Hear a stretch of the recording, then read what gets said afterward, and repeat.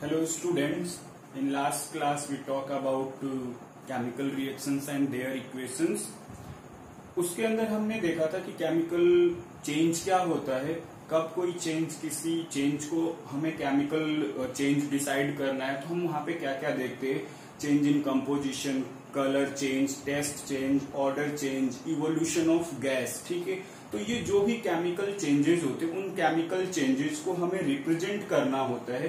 तो उसको रिप्रेजेंट करने के लिए जिन मेथड्स का हम यूज करेंगे, जिस मेथड का यूज करेंगे उसी को हम कहते हैं केमिकल मेथड। ठीक है, केमिकल इक्वेशन। तो हमारे पास यहाँ पे किसी भी केमिकल चेंज को, जो आपका केमिकल चेंज होगा उस केमिकल चेंज को हम केमिकल इक्वेशन के फॉर्म में रिप्रेजेंट करना सीखेंगे आज। ठीक है, केमिकल इक्वेशन के फॉर्म में रिप्रेजेंट करना हमें सीखना है।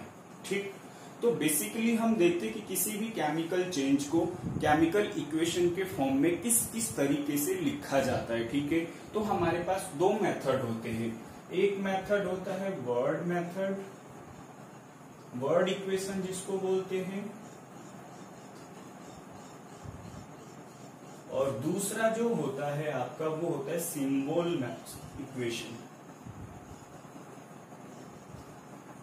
अब इन दोनों में डिफरेंस क्या है, वर्ड इक्वेशन और सिंबल इक्वेशन में डिफरेंस क्या है? तो जैसे जो भी केमिकल चेंज या केमिकल रिएक्शन हम लिखते हैं, केमिकल इक्वेशन लिखते हैं, उसमें जो भी एलिमेंट्स और मॉलिक्यूल इन्वॉल्व होते हैं, जैसे कि ऑक्सीजन हो गया, मैग्नीशियम हो गया, सोडियम हो गया, हाइड्रोक्लोरिक एसिड हो गया, क्लोरीन हो गया, तो उनका जो फॉर्मूला होता है, जिस सिंबल से वो रिप्रेजेंट किए जाते हैं, और एक उनको जो लैंग्वेज में हम जो बोलते हैं, जैसे मान लीजिए मैंने आपको बोला सोडियम, तो सोडियम वर्ड में लिखा जाएगा यहाँ पे सोडियम, और यहाँ पे किस में लिखा जाएगा, सिंबल के टर्म में Na। ठीक, मैग्नीशियम, मैग्नीशियम, तो मैग्नीशियम का सिंबल क्या हो जाएगा, Mg। ऑक्सीजन, तो यहाँ पे हमने लैंग्वेज में लिखा ऑक्सीजन, यहाँ पे हम उसको मॉलिक्यूलर फॉर्म में क्या लिखेंगे, O2। इसी तरीके से जब हम किसी भी केमिकल इक्वेशन को रिप्रेजेंट करेंगे तो दो मेथड होंगे, वर्ड इक्वेशन और सिंबल इक्वेशन। आपको एलिमेंट्स के नेम पता होने चाहिए और मॉलिक्यूल्स के नाम पता होने चाहिए, तब आप आसानी से कोई भी इक्वेशन सिंबल इक्वेशन में लिख सकते। जैसे यहाँ पे अगर हाइड्रोक्लोरिक एसिड है, हाइड्रोक्लोरिक एसिड, तो हम इसको लैंग्वेज में तो लिखेंगे हाइड्रोक्लोरिक एसिड, लेकिन जब इसका फॉर्मूला हमें लिखना होगा तो हम लिखेंगे HCl। जिंक सल्फेट लिखना है तो ZnSO4। तो ये जो है आपको फॉर्मूला और एलिमेंट्स का सिंबल जो होता है वो पता होना चाहिए, तब आप आसानी से किसी भी केमिकल चेंज को केमिकल इक्वेशन के फॉर्म में क्या कर पाएंगे, रिप्रेजेंट कर पाएंगे। तो चलिए देखते हैं किस तरीके से हम किसी रिएक्शन को वर्ड इक्वेशन और सिंबल इक्वेशन में रिप्रेजेंट करते हैं। ठीक है, अब हमें ध्यान क्या रखना होता है कि whenever we start to write any chemical equation, first of all we draw a arrow। Arrow के जो राइट साइड में जो भी आपको लिखना है, एरो के राइट साइड में जो भी हमें लिखना है उसको हम कहते हैं प्रोडक्ट। क्या कहते हैं, प्रोडक्ट। ठीक है, RHS में जो लिखा जाएगा वो क्या कहलाएगा, प्रोडक्ट, और जो LHS में लिखा जाएगा वो कहलाएगा आपका रिएक्टेंट। ये चीज आपको ध्यान रखनी है कि whenever you start write a chemical equation, first of all you draw an arrow and in RHS जो भी हम लिखेंगे वो होगा आपका प्रोडक्ट, और LHS में जो लिखेंगे वो होगा reactant. If more than one reactants are present then plus sign will be used. अगर सपोज मान लीजिए मैंने बोला कि A B के साथ रिएक्ट कर रहा है तो हम उन दोनों के बीच में प्लस का साइन लगा देंगे। ठीक है, सेम इसी तरीके से अगर प्रोडक्ट में एक से ज्यादा प्रोडक्ट बनेगा तो उनके बीच में भी हम प्लस का साइन लगाएंगे। ठीक है, अभी कुछ एग्जांपल्स करेंगे तो आपको बहुत अच्छे से क्लियर हो जाएगा। ठीक है, तो मैंने आपको ये बताया कि जो आपका केमिकल इक्वेशन है एक तरीके से देखा जाए कि केमिकल चेंज को अगर हम बोलेंगे एक लैंग्वेज में प्रॉपर बोलेंगे तो बहुत ज्यादा होगा, ठीक है। उसको एक शॉर्ट वे में रिप्रेजेंट करने का जो मेथड होता है उसी को हम कहते हैं केमिकल इक्वेशन। जैसे कि सपोज एक एक्टिविटी आपकी एनसीईआरटी में गिवन है कि जब हम मैग्नीशियम लिख लेते हैं यहां पे, when magnesium burn in presence of oxygen, in presence of oxygen give magnesium oxide। तो ये एक स्टेटमेंट हो गया, ठीक। क्या हो गया? एक स्टेटमेंट हो गया कि when magnesium burn in presence of oxygen give magnesium oxide। तो इसका मतलब ये है कि मैग्नीशियम की रिएक्शन ऑक्सीजन के साथ हो रही है और जब रिएक्ट होने के बाद जो प्रोडक्ट बन रहा है वो मैग्नीशियम ऑक्साइड बन रहा है, ठीक है। ये बात क्लियर है। अब हम इसको वर्ड इक्वेशन में और सिंबल इक्वेशन में लिखेंगे कैसे? तो वर्ड इक्वेशन तो लिखना बहुत सिंपल, सबसे पहले एरो ड्रॉ करेंगे और हम इस स्टेटमेंट से सीखेंगे कि रिएक्टेंट कौन है और प्रोडक्ट कौन है। तो जिनके बीच में रिएक्शन होती है, जिसकी रिएक्शन होती है वो रिएक्टेंट, और जो उस चेंज के बाद बनता है उसको हम कहते हैं प्रोडक्ट। तो इसमें किसके किसके बीच में? मैग्नीशियम और ऑक्सीजन। तो ये रिएक्टेंट हो गए और एक से ज्यादा है तो हम लिखेंगे मैग्नीशियम प्लस क्या? Oxygen, arrow. और प्रोडक्ट में क्या बना आपका? मैग्नीशियम ऑक्साइड, मैग्नीशियम ऑक्साइड, ठीक। तो ये हो गया आपका कौन सा? Word equation in terms of language. Language में हमने लिखा magnesium reacts with oxygen give magnesium oxide, ठीक। और जब हम इसी को सिंबल फॉर्म में लिखेंगे यहाँ पे, तो मैग्नीशियम का जो सिंबल होता है सिंबल लिखेंगे Mg, ऑक्सीजन का जो सिंबल होता है O2 गिव्स मैग्नीशियम ऑक्साइड। तो this is called equation form, कि जो आपका एक वर्ड इक्वेशन हो गया और दूसरा आपका क्या हो गया? सिंबल इक्वेशन हो गया। तो इस तरीके से हम किसी स्टेटमेंट को दोनों तरीके से रिप्रेजेंट कर सकते हैं, ठीक है। एक और एग्जांपल से हम इसको समझने की कोशिश करते हैं, ठीक है। जैसे सपोज मान लीजिए हमने एक स्टेटमेंट लिया कि ऑन थर्मल डिकम्पोजिशन, यहां पे मैंने लिखा आपको on thermal decomposition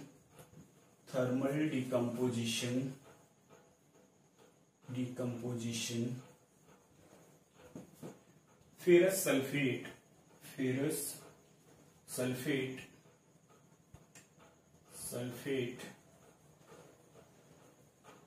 gives ferric oxide, sulfur dioxide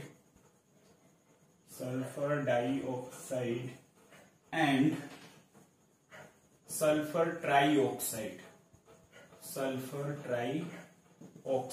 ठीक। तो इसको हमें वर्ड इक्वेशन में भी लिखना है और सिंबल इक्वेशन में भी लिखना है। तो पहले वर्ड इक्वेशन लिखते हैं। वर्ड इक्वेशन में सबसे पहले हम लिखेंगे फेरस सल्फेट,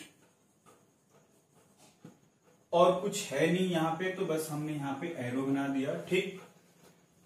प्रोडक्ट में आप देखो तीन चीजें बन रही है। गिब्स के बाद लिखा हुआ है कि जब इस फेरस सल्फेट को हम थर्मली रिएक्ट कराते, टेम्परेचर प्रोवाइड करते, हीट करते, तो वो प्रोडक्ट बनाता है फेरिक ऑक्साइड यहां पे लिखेंगे फेरिक ऑक्साइड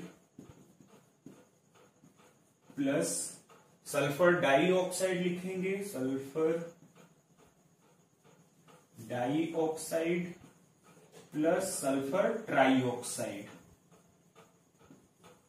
तीन प्रोडक्ट बन रहे, तो तीन प्रोडक्ट है तो तीनों के बीच में एक के बीच में प्लस का साइन लगा के उसको हम लिख सकते हैं, ठीक। तो ये हो गया इस स्टेटमेंट का वर्ड इक्वेशन। और जब हम इसी को सिंबल इक्वेशन में लिखेंगे तो हमें इनके फॉर्मूले पता होने चाहिए। फेरस सल्फेट का फॉर्मूला होगा आपका FeSO4, फेरस सल्फेट, ठीक। एरो बनाएंगे। फिर प्रोडक्ट में है फेरिक ऑक्साइड Fe2O3, ठीक। Sulphur dioxide SO2 plus SO3, sulphur trioxide. तो this is symbol equation and this is word equation language term में, ठीक है। तो I think you understood how to write a chemical change in a chemical equation form, ठीक है, कि कोई भी केमिकल चेंज है तो उसको केमिकल फॉर्म में आप कैसे रिप्रेजेंट करेंगे, अब आपको समझ में आ गया होगा, ठीक है। आगे बढ़ते हैं। क्वेश्चन यहां पे ये अराइज होता है कि क्या इतनी इंफॉर्मेशन से जो अभी हमने सीखा है how to write a chemical equation, उससे हमें ज्यादा कोई इंफॉर्मेशन नहीं मिलती है, बस इतना पता चलता है कि ये प्रोडक्ट है और ये रिएक्टेंट है, इसके अलावा और कुछ पता नहीं चलता है, ठीक है। तो फिर हम क्वेश्चन ये अराइज करते हैं कि उस इक्वेशन को, जो केमिकल इक्वेशन है, और ज्यादा से ज्यादा इंफॉर्मेटिव कैसे बना सकते हैं कि हम सिर्फ इक्वेशन देखें और बहुत सारी चीजें हमें क्या हो जाए, पता चल जाए, ठीक है। तो उसको हमें यहाँ पे सीखना है, ठीक है। तो आपका टॉपिक होगा अगला, how to make a chemical reaction, how to make a chemical reaction more informative, किसी केमिकल रिएक्शन को हम और ज्यादा इंफॉर्मेटिव कैसे बना सकते हैं, मोर इंफॉर्मेटिव कैसे कर सकते हैं, ठीक है। तो उसके लिए समझिएगा मेरी बात को जरा ध्यान से। सबसे पहले हम क्या करते हैं, right the physical state of reactant and product. जो भी आपका रिएक्टेंट और प्रोडक्ट होता है उसकी फिजिकल स्टेट लिखते हैं। Physical state in the sense कि substance present either solid, liquid और गैस, कि वो सॉलिड में प्रेजेंट है, लिक्विड में प्रेजेंट है या गैसियस स्टेट में प्रेजेंट है। तो हमारे पास 3 फिजिकल स्टेट्स होंगी, solid, liquid and gas. Solid, liquid, gas. अगर हमारे पास सॉलिड है तो स्मॉल s से, स्मॉल l से और स्मॉल g से हम रिप्रेजेंट करते हैं।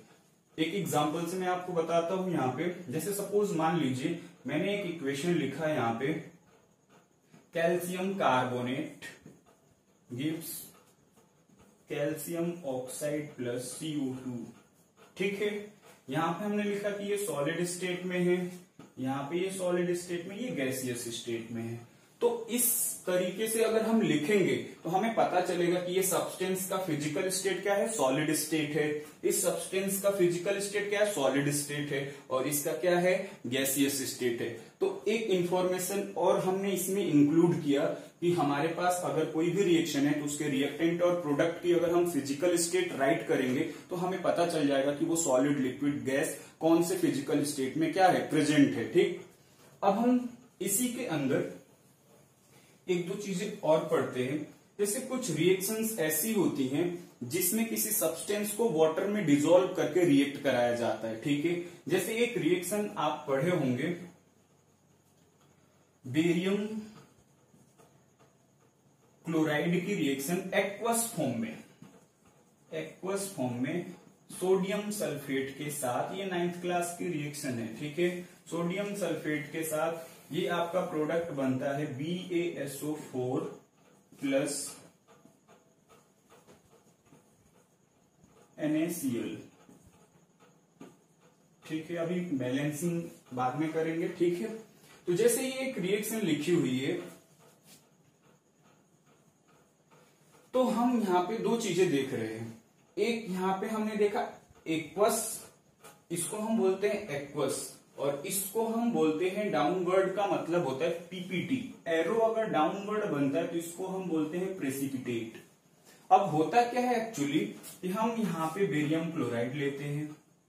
बेरियम क्लोराइड को जब हम वाटर में डिसॉल्व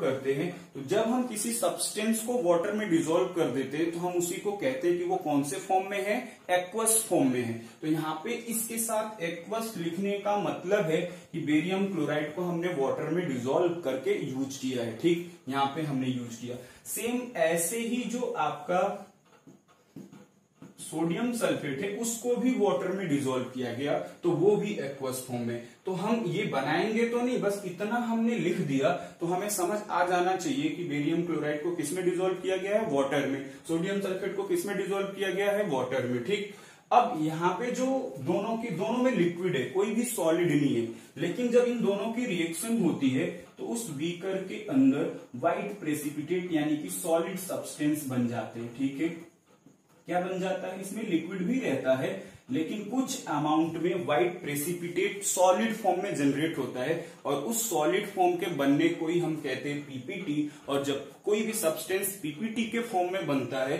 तो उसको डाउनवर्ड एरो से दिखाते हैं, क्योंकि वो सॉलिड होगा तो वो नीचे की तरफ क्या हो जाता है, डिपोजिट हो जाता है, तो उसको डाउनवर्ड एरो से रिप्रेजेंट करते हैं। तो आई थिंक आपको ये समझ आ गया होगा एक्वस का क्या मतलब है और डाउनवर्ड एरो का मतलब क्या है। ठीक है, इसी तरीके से एक चीज और यहां पे मैं बताऊंगा आपको, जैसे हमने यहां पे जिंक की रिएक्शन HCl के साथ कराया तो यहां पे प्रोडक्ट बनता है जिंक क्लोराइड प्लस H2। ठीक, जो जिंक होता है, जिंक को हम सॉलिड फॉर्म में लेते हैं, HCl को हम एक्वस फॉर्म में लेते हैं, यानी कि HCl को वाटर में डिसॉल्व किया गया है, तब जाके उसकी रिएक्शन जिंक के साथ कराई गई है। जिंक क्लोराइड एक्वस फॉर्म में होता है। यहाँ पे एक एरो हम अपवर्ड यूज करते हैं। अपवर्ड यूज करने का मतलब होता है कि उसकी फिजिकल स्टेट क्या है, गैसियस स्टेट में है, इवोल्यूशन ऑफ गैस हो रहा है। तो हम इस तरीके से physical state solid liquid gas solid दिखा दिया हमने। अगर कहीं पे लिक्विड होगा तो लिक्विड भी दिखाएंगे। ठीक है, गैसियस फॉर्म में है तो गैसियस फॉर्म में दिखाएंगे, एक्वस फॉर्म है तो एक्वस फॉर्म में दिखाएंगे। अगर पीपीटी बन रहा है तो डाउनवर्ड एरो, और अगर गैसियस सब्सटेंस प्रोड्यूस हो रहा है तो अपवर्ड एरो हम दिखाएंगे जब इवोल्यूशन होगा किसी गैस का रिएक्शन के बाद। तो ठीक है, तो ये फर्स्ट इंफॉर्मेशन हो गई। सेकंड इंफॉर्मेशन पे हम पहुंचते हैं। सेकंड इंफॉर्मेशन आपकी ये है, रिवर्सिबल। कुछ रिएक्शंस ऐसी होती हैं जो दोनों डायरेक्शन में होती है। हमने अभी तक जो पढ़ा है वो यूनिडायरेक्शनल पढ़ा है, एक ही तरफ जाने वाली रिएक्शंस को पढ़ा है। अभी यहाँ पे जैसे एक रिवर्सिबल रिएक्शंस को रिप्रेजेंट करने के लिए हम हाफ डबल एरो का यूज करते हैं। ठीक है, जो फर्स्ट हाफ आपका एरो का है ये फॉरवर्ड रिएक्शन को रिप्रेजेंट करता है, और जो सेकंड हाफ है आपका जो अपवर्ड डिफरेंट डायरेक्शन में है वो बैकवर्ड डायरेक्शन को रिप्रेजेंट करता है। ठीक, तो यानी कि ये जो रिएक्शन है ये फॉरवर्ड भी होता है और बैकवर्ड भी होता है। ठीक, जैसे एक एग्जांपल लिखते हैं यहाँ पे, N2 plus H2 gives NH3। इसका मतलब ये है यहाँ पे कि जो ये रिएक्शन है ये दोनों डायरेक्शन में चल रही है। दोनों डायरेक्शन में चलने का मतलब ये है कि N2H2 के साथ रिएक्ट करके अमोनिया बना रहा है, अमोनिया भी वापस H2 और N2 में कन्वर्ट हो रहा है। तो ऐसे रिएक्शंस जो दोनों डायरेक्शन में चलते हैं उनको हम कहते हैं रिवर्सिबल रिएक्शन, और उनके एरो को हम रिप्रेजेंट करते हैं डबल एरो हाफ हाफ करके। क्लियर है इतनी बात? इसके बाद कुछ और इंफॉर्मेशंस मैं आपको बताता हूं केमिकल रिएक्शंस को रिप्रेजेंट करने के लिए। जैसे सपोज अगर एरो पे डेल्टा का साइन लगा है, ठीक है, तो इसका मतलब होता है कि हमने रिएक्शन में हीट का यूज किया है। जैसे अगर हम यहां पे लिखें कैल्शियम कार्बोनेट को हम हीट करते तब जाके ये डिसोसिएट होता है। तो अगर यहाँ पे आपने एरो पे डेल्टा का साइन बनाया है तो हम बिना बताए समझ सकते हैं कि इस रिएक्शन में हमने कैल्शियम कार्बोनेट को हीट प्रोवाइड किया और हीट देने के बाद ये प्रोडक्ट में कन्वर्ट हुआ है। क्लियर है इतनी बात? इसके बाद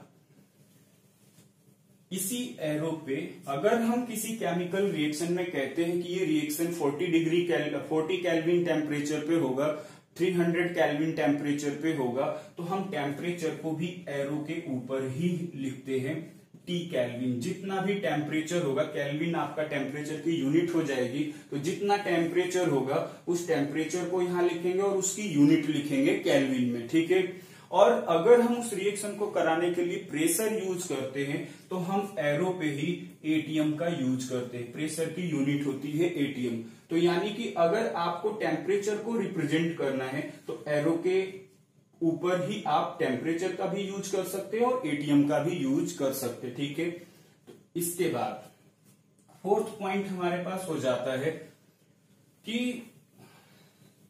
एरो पे कुछ ऐसे एलिमेंट्स लिखे होते हैं, जैसे मान लीजिए आयरन है, निकल है, प्लेटिनम है। इस टाइप के कुछ एलिमेंट्स अगर एरो पे मिलते हैं तो इनका मतलब होता है कि ये एलिमेंट्स कैटलिस्ट की तरह काम कर रहे हैं। किसकी तरह काम कर रहे हैं? कैटलिस्ट की तरह। कैटलिस्ट एक फॉरेन सब्सटेंस होता है जो केमिकल रिएक्शन में इन्वॉल्व तो नहीं होता है, लेकिन उस केमिकल रिएक्शन की रेट को इंक्रीज कर देता है। उसी को हम कहते हैं कैटलिस्ट।